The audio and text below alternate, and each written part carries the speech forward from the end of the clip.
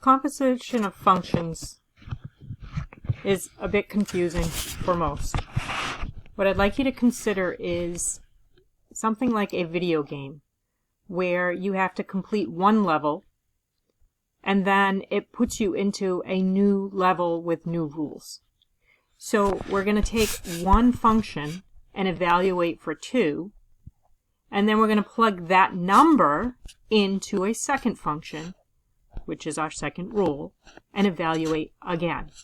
But you can't do it until you find out what f of 2 equals. So in here, f of 2 is the one that begins the problem, so inside out. So I have f of 2, what I'm looking for, where my rule for the function of f is 2x plus 5. So those are the rules I need to play by. The 2 is going to go in where I see x. So I get 2 times 2 plus 5. Okay, we replace the x altogether. Don't keep the x, replace it. Now, order of operations. 2 times 2 is 4, and 4 plus 5 is 9. So that tells me that f of 2 equals 9. Now it's another rule. The second game. I've made it to my second level.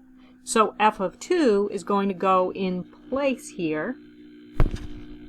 This value here, f of 2, is going to go in place here. So I'm going to have a 9. So what is g of 9? Well, the function g goes by the rule x equals x squared. G of x equals x squared. So if g of x equals x squared, then I need to replace my x with the 9.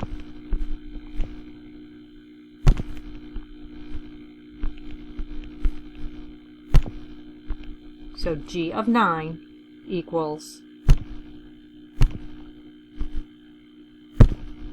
9, g of 9 equals whatever 9 squared equals. And 9 squared is 9 times 9, or 81.